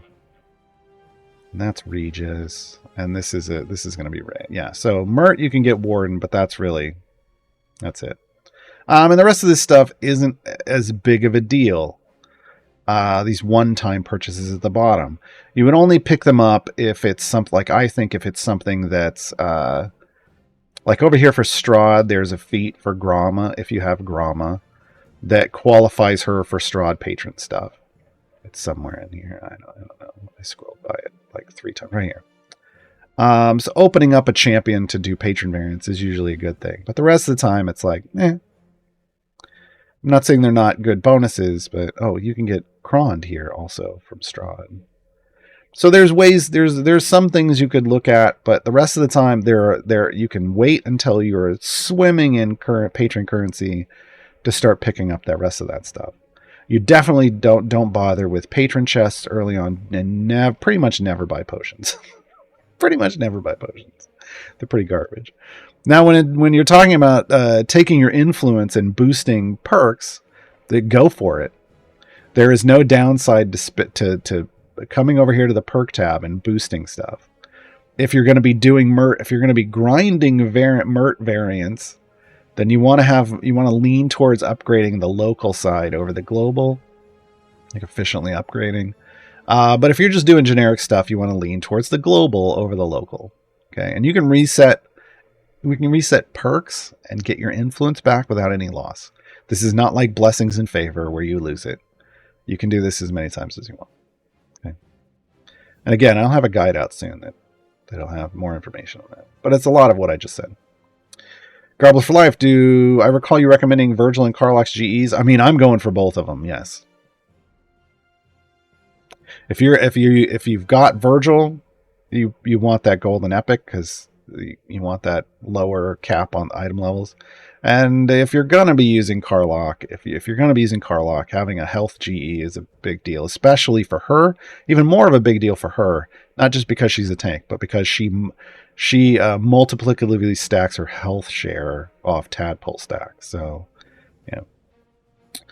Kalarnan, when do feats from prior Emergent events become available for gems? It's like 3 months after they leave the shop, I think, or something like that. Yeah, I think there's either like they talk about exclusivity periods, and I want to say it's like 3 months after it leaves the Thean Enclave. But that's probably a Dev Insights question because for whatever reason that one's not. I don't have that 100% in my head. Headhunter Armor, as an in-game player, what are you spending your 1 million gems on now? Gold chests. Yeah. I saved a 50k and buy a feed. It seems like I still have 100k nerds and a familiar to buy. Also the 500k on affiliated core. Recommendations for you. Gold chests. If there's feats that are really going to improve your progress, sure. Especially if they're speed feats or stat feats that qualify you for patron stuff. Yes. And then anything that's big, multiplicatively stacking abilities that apply the feat to pre-stack. Yes. Other than that, it's like, I mean, you're literally, it's 80%. Like that's not always a big deal, but you can. But gold chests, because again, the bounty contracts, you're earning enough bounty contracts between events so that you can full epic the newest champ, at least the newest champion that drops. Big deal, in my opinion. Yeah, and then everything else is like bonus. Rico, how are you getting the season quest tracker to go up by 3 after each area? Strongheart. So Strongheart is over here in my background party. And as long as Strongheart is slotted in any party, he gives double credit to season quests. he has a feat that ups that to triple credit. So that's Strongheart is a big deal for grinding out season stuff. Oh, and I just realized now this isn't matching now. I hate this one. Can I even do this one? Yeah, she can go there for gold. It's male. There's female. There's male. 1, 2. That should be 4. I hate this one so much. Who plays this game manually? I don't. All right. Only when I'm streaming am I paying attention. Jesus is what I'm going with. I'm brand new to the game. Welcome to the game. I saw you asking lots of questions. Please put question : in front of your questions so I can get to them. Installed yesterday. Any tips for starting out? Well, one of them is to show up to streams like this, where we're talking about the game. So either of my streams, I stream here on this channel on Thursdays and Saturdays. Mars in the morning, or whatever it's called. Mars' guiding hand. It's Mars in the morning, most like Tuesday through Friday mornings. Sean has like New Game Plus and where he's literally playing on a new account, and Formation Save and Seasoning with Sean. Those are the streams where generally you can ask whatever questions you want of the people that are streaming and get answers. Also hit up the subreddit, the Idle Champions subreddit, and the official Idle Champions Discord, if you use either of those. At least the subreddit, I'm going to say, because I've got guides on the subreddit. I have over 160 guides for this game, targeted towards new players. And there are a lot of other people that have guides out as well on the subreddit. So, and people answer questions if you ask them. So yeah. Participating in the community is kind of the tip number one. I've unlocked Human and Artemis so far. Okay, Human's going to he's going to be a good speed champion and support for you. Artemis isn't going to do a whole lot just yet until you get a lot of item levels on him. May have wasted money on the season pass. No, not really. It's the most efficient money to spend on the game. But what it means is you're going to need to try to pick up these 5 champions. And you can get these from time gates. They're discounted. They only cost 3 per. So picking these up, like I would probably, as a new player, I'd probably say go ahead and pick up Tahani first because she's a low bench seat unlock, so you'll be able to use her easier. And then what's going to happen is you'll start completing some quests. There's a lot of generic ones you'll be able to do even without season champions. And those chests, you're going to level up and you'll start getting rewards. And these rewards are a big deal. There's a lot of power in these rewards. So, and there's time gate pieces to help you unlock more of the season champions. And there's gems and stuff. And it'll mean, if you look at them kind of in order, this is another reason. Pick up Tahani first, then maybe pick up Celise, and then Kent, right? Like you can do it in the order if you want. But there's a lot of power in those, and that's just even on the top layer of those rewards. The bottom layer, which is what you got the season pass for, gives you even more power. And these champions will then quickly become kind of solid champions you're using in your formations because they're going to have a lot of gear and they're going to have a lot of item levels. They'll be really strong for you. So since we're about halfway through the season, there's still 32 days left. So we're like maybe a little over a third through the season. Yeah, you've got time. You've got plenty of time left. It was not a waste. Again, I think grab Tahani first because you're gonna, not only is she a slot 1 champion, the bench seat 1, but you're gonna get gear for her real quick and item levels for her real quick. She's gonna become a very strong champion for you very quickly to help you push through content. And then I would try to aim for these champions for the same reason. Because you're brand new, getting 75 item levels across Celise is going to make Celise a use tank once you can get her in your formation. Same for Kent, right? And just kind of work your way through. Your time gate pieces should be going towards these champions. And they only cost 3. Right now, there's a natural time gate weekend, and I don't know if you did yours.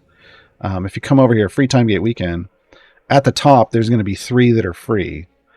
If one of those is a season champion, jackpot. If not, you can ask. You get to pick one of these and unlock them for free over the weekend, and you can ask in the community which maybe you should just tell. It's going to be different for everyone, so tell people what 3 champions you got, and people will help out. But as you can see down here, the season champions are just 3. Let's see. Oh, you got Artemis for free. Oh, if you got Artemis in your time gate, that's fine. Yeah, that's fine. Cool. Spent 6 on Humon before years. Oh, okay, that's a little rough. Not gonna lie. I'm not gonna lie. That's a little rough. But here's the thing. Look, it's not the worst thing because Humon is one of the best speed champions in the game, and he's usually a recommended early pickup. But whenever a season's going, especially if you pick up the season pass, your priority should be getting the season champions. But you'll be fine. You'll be fine. Again, there's a lot of generic quests that you can target off the season quests to try to get stuff in the meantime. Just going to be a little slower to get those time gate pieces. Cautious Kong, I just unlocked my second Modron core, but need 3 levels until I can unlock the automation component. Correct. Enter general tips on speed leveling this. Needs to be in your active party, and guess what? Speed formation in Mad Wizard is the fastest way to complete areas in this game when you're newer, when you're lower level. So there you go. Throw a gem farming party into your active party with the speed, with your core enabled, and level it up as quick. If you got speed potion, that helps. No, do not put Nordum. I see people. I know they put Keck after. They're trying to make it a joke. Don't put Nordum. Don't go chasing Don't go chasing waterfalls. Don't go chasing Nordum to level up your Modron course faster. Please don't. He's a trap. Speed champions. Speed champions are better. All the speed champions are better than Nordum. Just put speed champions in a Mad Wizard gem farm and level up your core. Yeah. Headhunter Rama, did you get so many shiny equipment items from opening chests, or did you get them from buying stuff in the store? Both. You got to remember, I've been playing this game for 6.5 years now.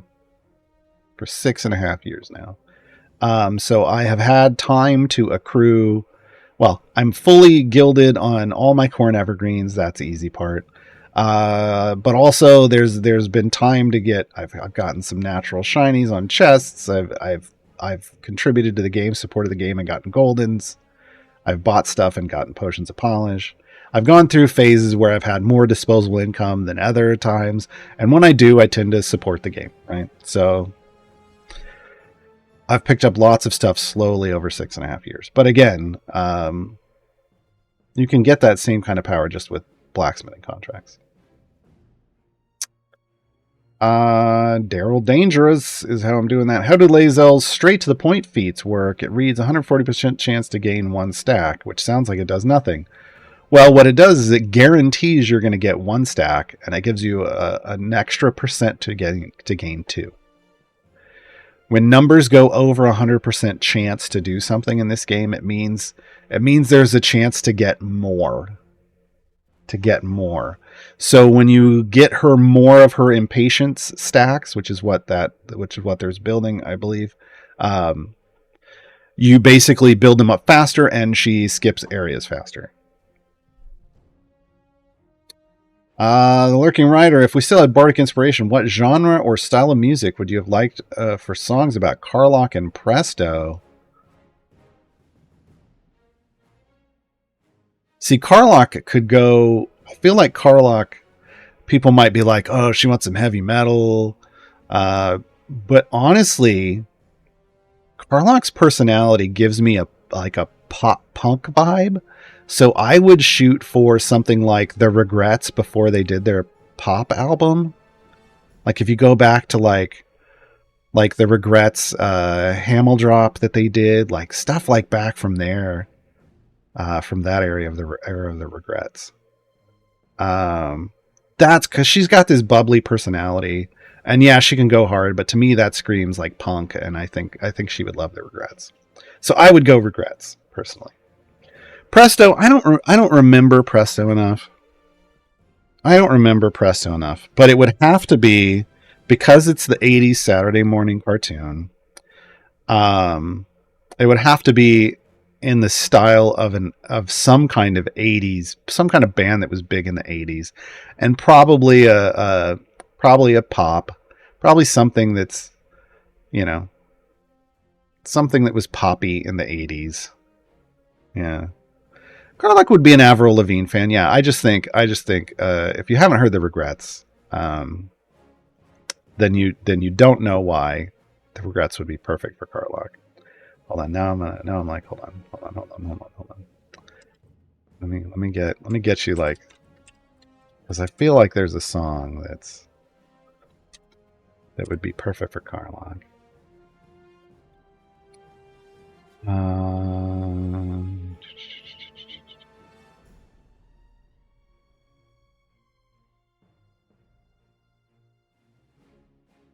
Yeah, something like so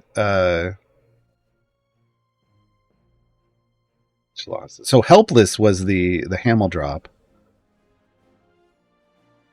And now I don't know which one. There's so many good Regret songs. I don't know. But listen to Helpless. There's a couple, but you need to hit like the earlier albums from the Regrets, like Feel Your Feelings Fool. Something off of Feel Your Feelings Fool. That would be it. Star Chaser, if one has unlocked trials but isn't playing them, they're still in the early game. Sorry, nitpicking. If one's unlocked trials but isn't playing them, you still have one solid foot in the early game because you're not doing the thing that's going to get you through mid game and into the end game. I don't understand why nobody would be doing it. Like why anyone would ignore trials. Personally, legendary items on their own are nice, but the legendary effect, leveling that up, like getting those is the start to then leveling them up. And there is more power in leveled up legendary items than anywhere else in the game. Like by orders of magnitude. Because while a legendary, if we look at a legendary item over here, what's this one? Oh, this is a level 10. Dang it. Hold on. Let's look at a level 1. You know what? I need to find, let me get a comparison. Let me get a good comparison. Do I have a flat bonus here? That's all tieflings. Give me something generic. Damage of all champions. Okay. No, that's with dex scores. Dang it, Carlock. Come on. Okay. Increase the damage of all champions by 5,120% for each champion in the formation. This starts at increases the damage of all champions by 10% for each champion in the formation at level 1. By level 10, it's 5,120%. That's because every time you level up an effect, it doubles. So this is like, if playing without trials is like playing a gearless account. You're basically just giving yourself a harder challenge. So to me, it's like, no, you got to do it. You got to do it. I know people feel overwhelmed by it when they're new, but a normal level trials difficulty run can be soloed. Like if you've qualified for trials, you can complete trials normal solo. If you understand that day 1 is your pushing day, and then you're just knocking out completions for the quests each day after that. But in a group, as it's meant to be done, breeze right through it. So, I don't know. I mean, you can nitpick stuff like that all you want, but you're keeping a foot solidly in the mid game if you're not doing trials, or early game if you're not doing trials, because you're just not giving yourself the power you're going to need to really participate in the mid game or get through the end game. People that are getting to Area 2000 are doing it on the back of legendary effects, unless you're me, and I'm doing it on the back of Bud's Bucky. Oh Tree Tank. Once you have all the champions, do you still buy your time gate pieces every week to farm chests, or do you just let pieces pile up?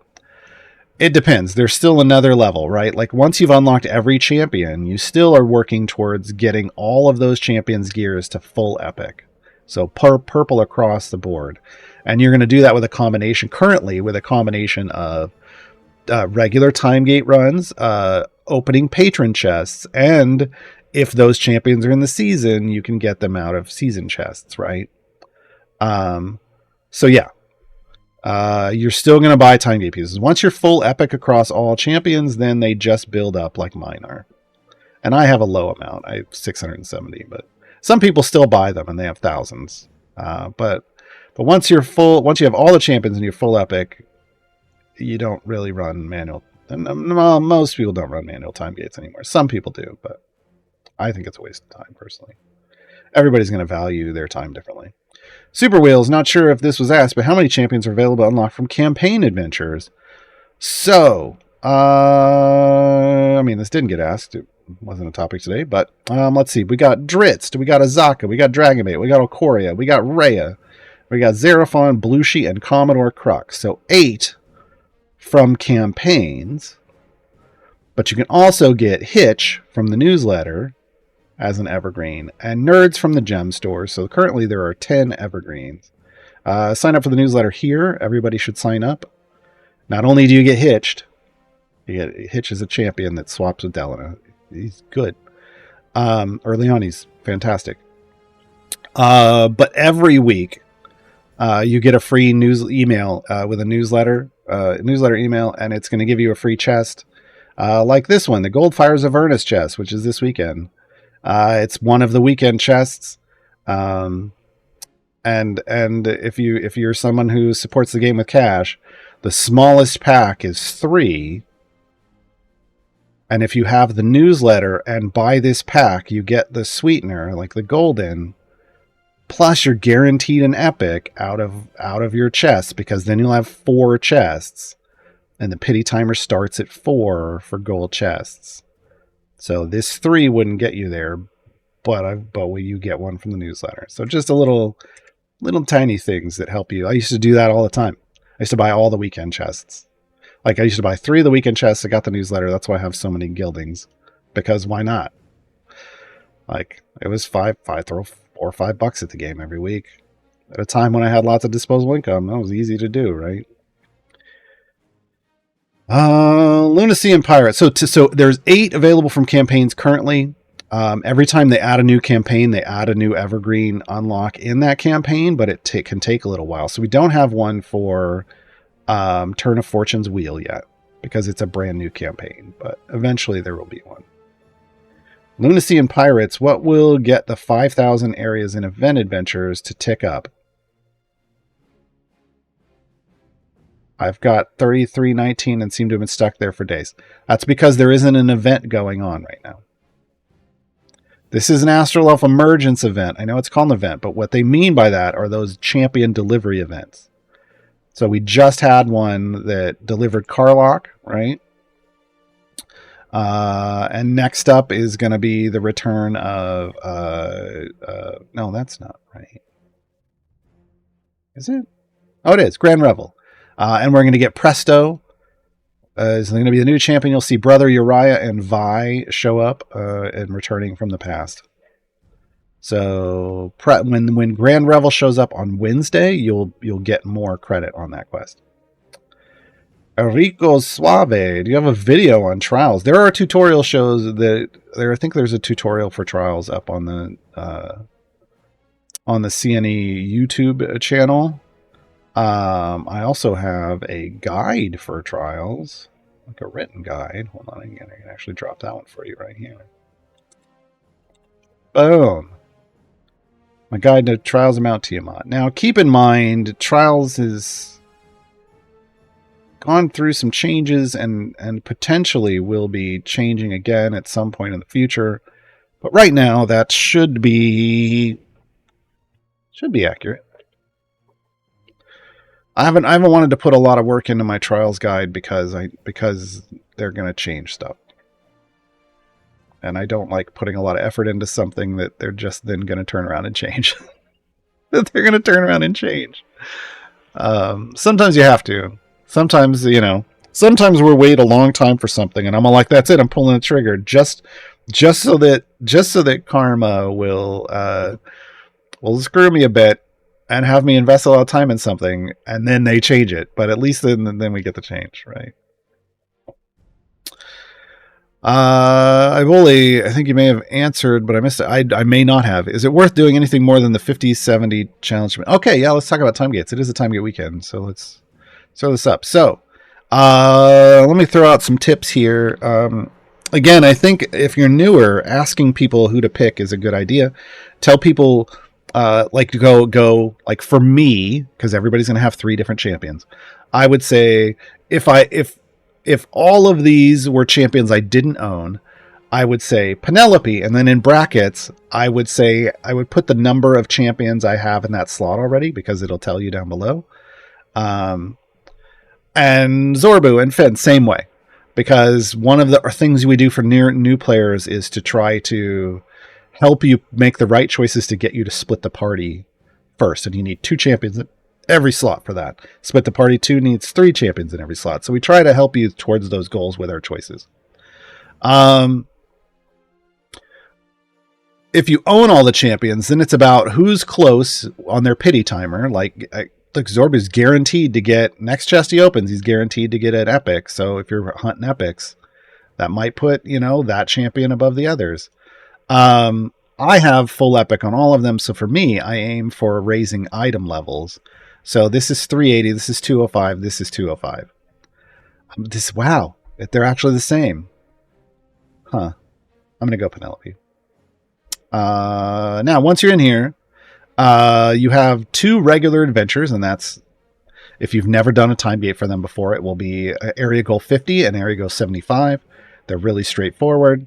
But then the third one is one of the variants from the event. And you have to hover over it to see the goal. So 75. So I'm not going to need a whole lot of favor for this to get to 75.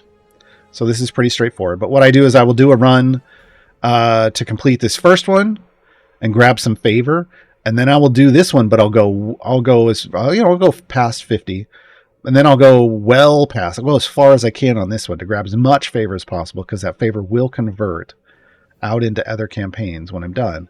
But then that guarantees I can do this one easily. Once I grab all 3 of those, I close the gate. Now, you'll notice there's no silver chests here. Silver chests from time gates are earned by going every 100 levels, unique 100 levels you go in a time gate, you get another silver chest. So I don't try to go super hard pushing in a time gate. I say trials. In a time gate, I don't try to push super hard. I just kind of grab low-hanging fruit. So I walk up, whatever I can grab. Whatever I just easily grab in the deep run that I'm going to get here is fine. I'm not going to then go do free plays and try to push as far as I can possibly go. Because silvers aren't necessarily worth that much. You get electrums from streams like, especially now that you get electrums from streams like this on a regular basis. They drop the same gear. So focus on the 3 golds.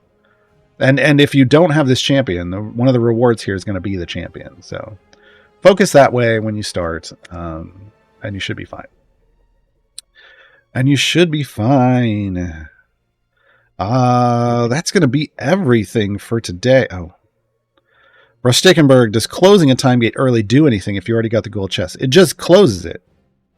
So I don't have to see it. And it means I'm going to be able to convert my favor right away. Because once a time gate ends, you have to convert the favor somewhere. So I just get it done and out of the way. If I've done everything I'm going to do in that time gate, I'm done. Now I know there's a season quest. Time gates. Reset after completing 300 and a higher time gate. And then it's one of those step ones that just keeps going higher. I don't care about this. But if you care about getting some season XP, then you might want to do free plays in the time gate if you're really jonesing for season XP. I don't care about it that much, but you might, and that's fine. Yeah, I hate all those. Okay, we got one more question. This is gonna be the last question. No more questions. Because it's time to go. Plume Bob, I see that Whittle is tagged as a healing champion, but haven't noticed what her healing effect might be. How or when does she heal? It's on her ultimate. It's on her ultimate, and I can't. 1, 2. It's going to be here. Whittle leaps out and ferociously bites a random enemy, dealing enormous damage. She then leaps back into the formation, where her vampiric bite heals her and everyone affected by her vampiric gaze for an amount equal to her own max health. That's it. That's her only heal. It is every 45 seconds, so it's not that bad. But it's a great way to heal squishies in your back lines, right? It isn't so big of a deal on tanks. Like in her placement right here, it doesn't matter. But if I were gonna try to do her ultimate to heal, I would move her in here around as many squishes as possible, pop the ultimate, heal them all, and then move her back. But that's it. Yeah, that's why she has the heal tag. That's the only reason she has it. Thank you all for showing up this Saturday. Thank you all for coming in with a lot of questions. We had over 30 of them today, which is good. Lots of answers. There are no more streams on this channel this weekend. Streams on the Thean Games channel will return on Tuesday. However, I stream on my channel, so if you like hanging out with me, come over to my channel, twitch.tv/Gaarawarr. I'll put my name in chat, so you can click on my name and toss me a follow. I'm going to be streaming in about an hour. I'm going to go get something to eat. I'm going to come back and I'm going to stream. What are we doing? Oh, we're starting a new game today. We're going to play, I got a free game from one of my viewers. We're going to play Cook Serve Delicious 3 today. So come over, and watch me have no idea what I'm doing whatsoever. Yeah, cause it's a brand new game. Who it is? But I stream Idle Champions specifically on Mondays and Wednesdays, and it's a show called Idle Chatter. You can stop by for more Idle Champions questions then, if that's all you care about. But otherwise, we got a good community that hangs out all the time over on my channel. Thank you to Gabe for grabbing the questions. Thank you to all of you for asking the questions. The song we are going out on is Melf's Mighty March. It's another elf song. Not an astral elf, but an elf. And a male elf. Melf. Modern Canaan was a mentor to him. He sent him to a mystical plane. Learning magic from the circle of fate. Life would never be the same. Always fighting for the forces of good. Valorous, stalwart, and kind. First to the fight, last out the door. He'll never leave an ally behind. Mind is sharp as a sword. Arm as sure as his word. Leading the charge to justice with never-ending toughness. He'll never be corrupted. Love can always be trusted. Found a forger, creator of spells. That's why we all remember his name. Acid arrows flying, meteors flying. Each deed adds to his fame. Wisdom deep as an ocean, protecting his friends with devotion.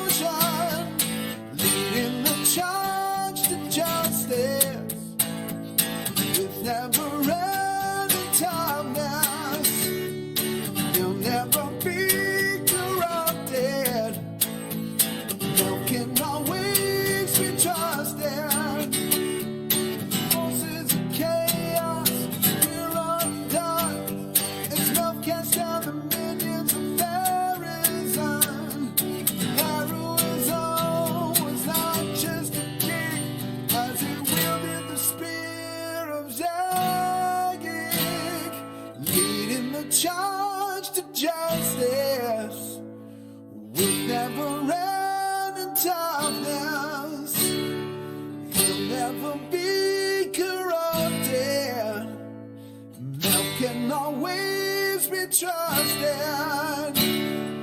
Leading the charge to justice.